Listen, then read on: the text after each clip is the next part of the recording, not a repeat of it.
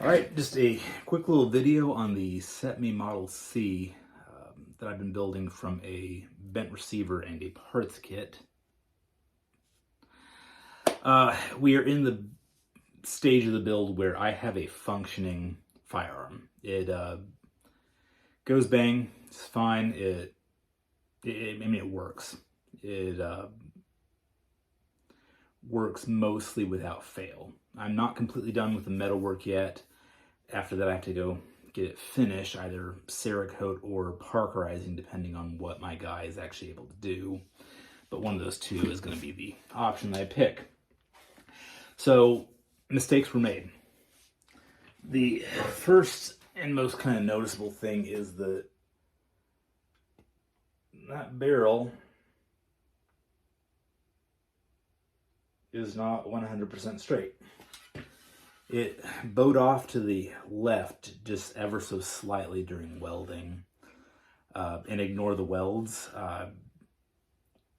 I'm going to try to make it pretty after the fact, after I had, got it running.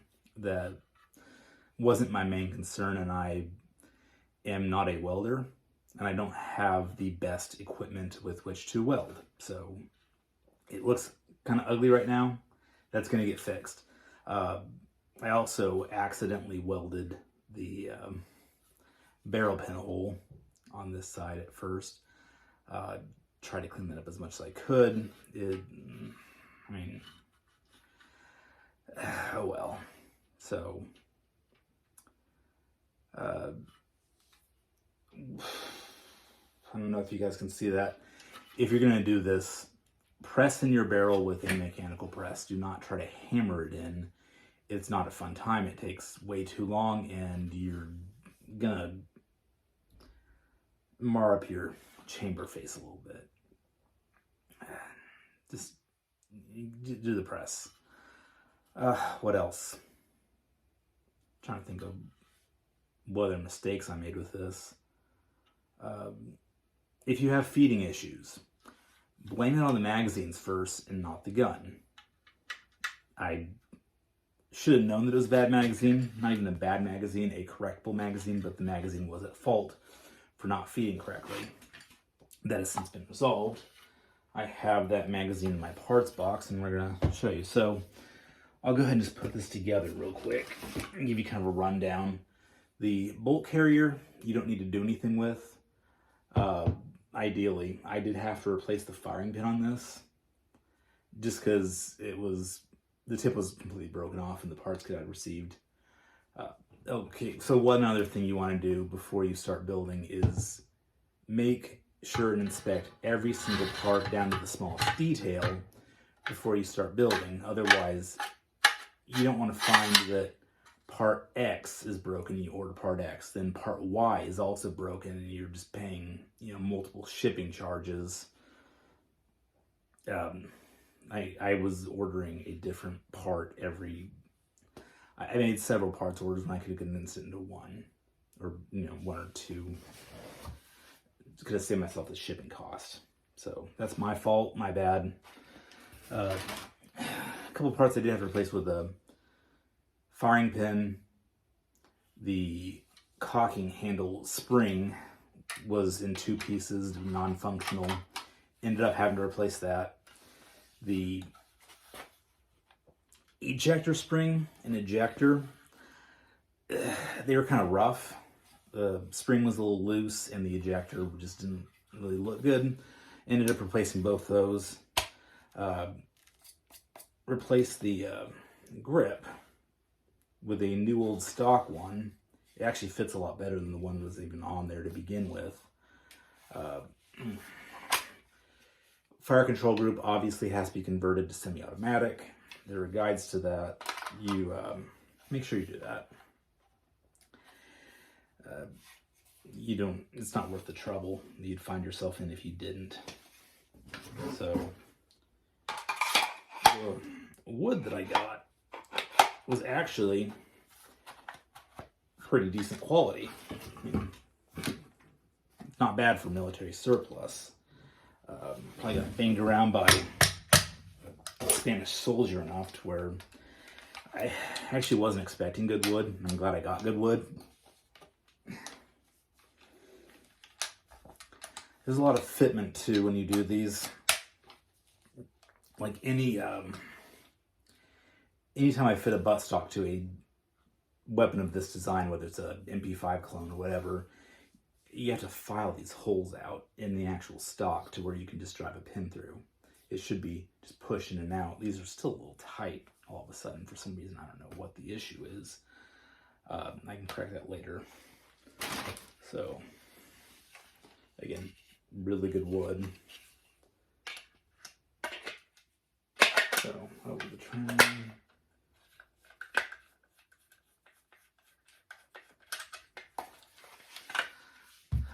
Where's my screwdriver? I'm just not going to screw it in for now. So,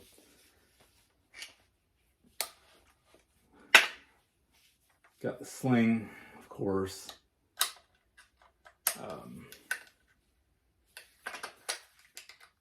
And there you have it. Again, still needs finish, still needs all that fun stuff.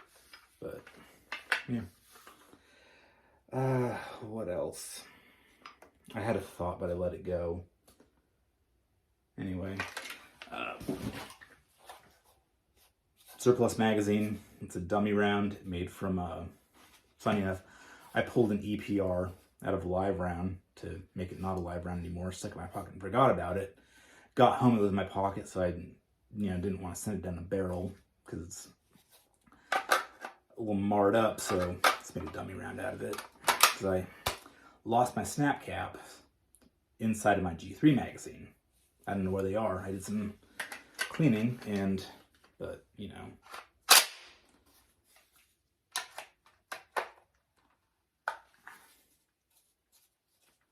We have a completely functional gun, except it doesn't like to kick out rounds unless it's under the inertia of firing. I don't know what that's all about, but it's not really an issue. It's not really an issue that requires immediate remedy. It's kind of annoying, but that's all it is. So when you're doing something with something, you need to something. Oh, drilling holes to pin the barrel to the trunnion into the front sight. The two things you're going to want are a 3/16 inch end mill and a 5mm reamer. If you start with a 3/16 inch end mill, the end mill will just not deflect off the slope. It will just cut right through like butter. The 5mm reamer will just take that existing hole and make it a perfect 5mm. Your barrel pin, your front sight pin will just go in like butter. The front sight pin is actually a rivet, and mine's a little loose. I'm not worried about it coming out though. I might have to finish riveting that when I'm completely done with everything else. Just to make absolutely sure it stays in there. But yeah, if I had a choice to, go back in time and buy a CETME C or a PTR 91 or whatever it was I picked up at Cabela's in 2005, and it was, $500, and, I would do that. If I were to buy another one of these and do it over again, I'd probably have a better product just because I know what not to do at this point. That's beside the point though, but, I'm stuck with it. It's mine now, so it is what it is. If you decide you want to build one of these, do your research as far as what's involved. If you're comfortable with gunsmithing, metalworking, it's not like building an AR. You have to do a lot more fitment and a lot more actual machine work with it. Having said that, I have high hopes that it's going to be something, at least, you know, that I'll be glad to see my safe when everything is said and done, when it's completely finished and looks like it just came out of the factory. Hopefully I can get to that point. We'll see though. So I'll provide another update as soon as I am completely done with it. But until then, I'm just going to keep working on it. So there you go.